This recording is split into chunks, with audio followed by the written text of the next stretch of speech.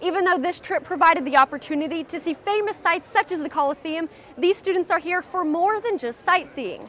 Police say they found 3 bodies in a house here on Knowlbrook Drive. As you can see, plenty of family, friends, and community members have come out, and they are concerned. Investigators can confirm that 2 of them were related, but as far as the identities, they have not been released. Being the largest turnout in the history of the Chancellor's Invitational Golf Tournament, these players are just here to spend time with each other and have a ball.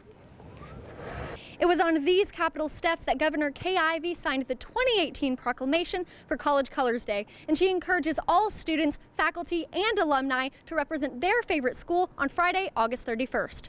Besides walking for awareness or simply exercise, many are walking for those that are close to them who may be struggling or have struggled with suicide and depression. It's a sad day in the city of Huntsville. Family and friends hurt together after learning the fate of 3 people found dead in a house on Knowlbrook Drive. Police say they were contacted around 2:30 p.m. by a friend who visited the house after their phone calls to one of the victims were left unanswered.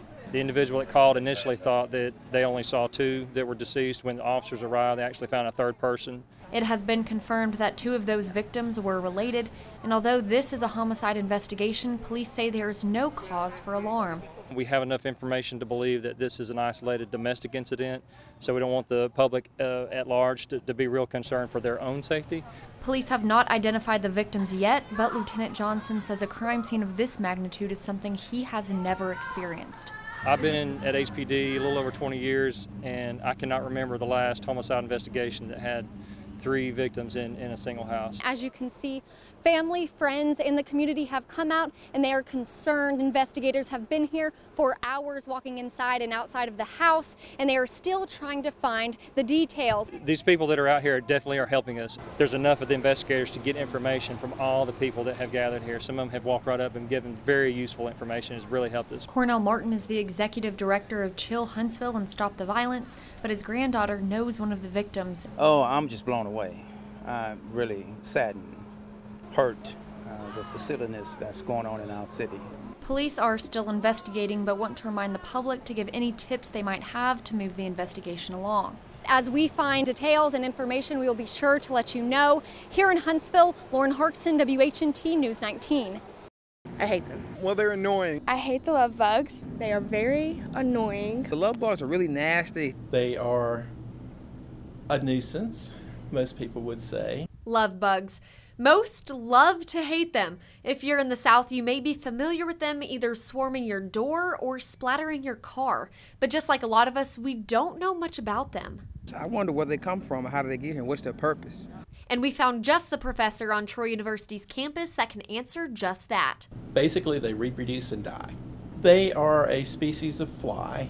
They were originally in Central America and up into Mexico. And it was not until the 1940s that they were first found in the United States. Okay, but now it's 2018 and they're here in Troy, Alabama, and many students have a similar problem. When I was driving down, they kept hitting my car. Whenever they're on the car, they splatter all over the front of my car. I drive back and forth from Montgomery, and I'll have a clean car on my way to Troy, and then when I go home, I gotta clean it again. So we asked the question, why? The habitat along the roads, those grassy areas, that's where they're young or maturing and turning into adults. So as soon as they become an adult and start to fly, they're right there beside the road. But some people seem to be happy about that. Just go away. Die. Get a room. Keep loving, but do it elsewhere.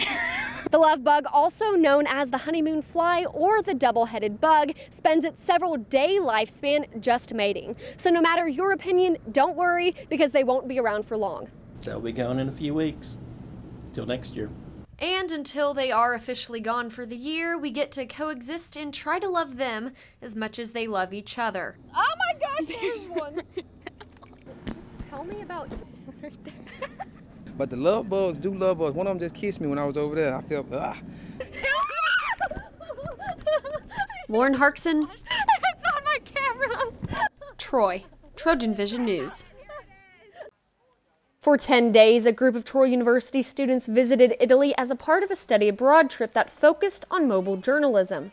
Mobile journalism is kind of the future of where the industry is going. People want to be present when something is happening, not watch it after the fact. So reporting with your cell phone has become a necessary thing. That's what the students are working on. They're using Facebook Live to show viewers back home, as well as the friends that they've made all over the world, what they're doing when they're doing it. Taylor says she hoped to provide a once-in-a-lifetime opportunity for the students in an immersive cultural environment. We came to Italy because obviously the sites and the history are a great way for students to practice the concept of mobile journalism, which is what the accompanying class is about, but also the rich history of communication in Italy provides a good place for students to see firsthand how what we do in the business came from something. Even though this trip provided the opportunity to see famous sites such as the Coliseum, these students are here for more than just sightseeing.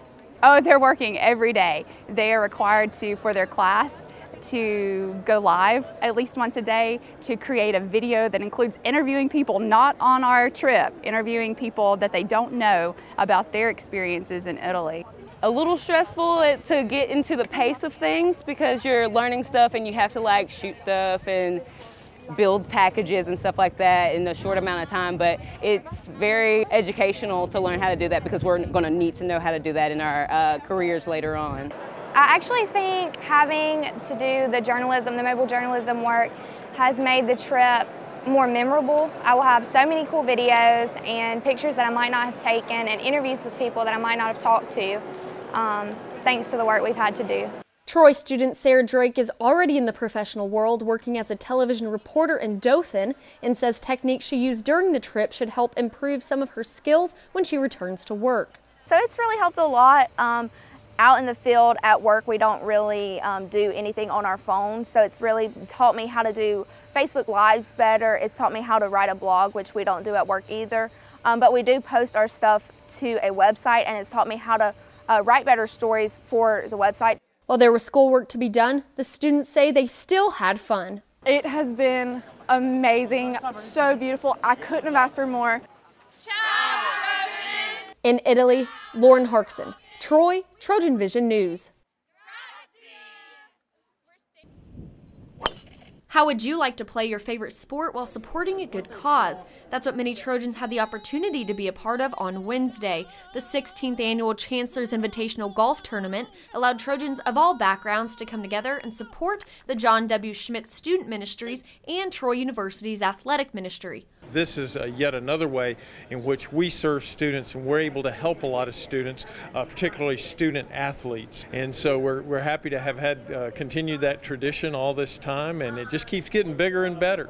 And with the tournament continuing to grow, this year they exceeded numbers with a record-breaking 144 players. We actually have a full tournament this year. We have 36 teams who have registered to play. This is the first time we've had been able to fill up both courses. We have been a few short for a couple of years, but this year we reached it and maxed out our 2 courses. Being the largest turnout in the history of the Chancellor's Invitational Golf Tournament, these players are just here to spend time with each other and have a ball.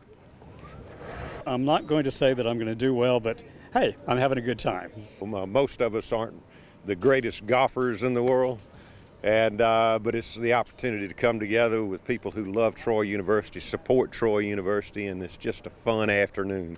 And with the tournament being held every year on the last Wednesday in September, you can start signing up your team now. It's never too early to sign up. Just give us a call. You can reach us at 334-670-3608 or email us at events@troy.edu. In Prattville, Lauren Harksen, Troy, Trojan Vision News.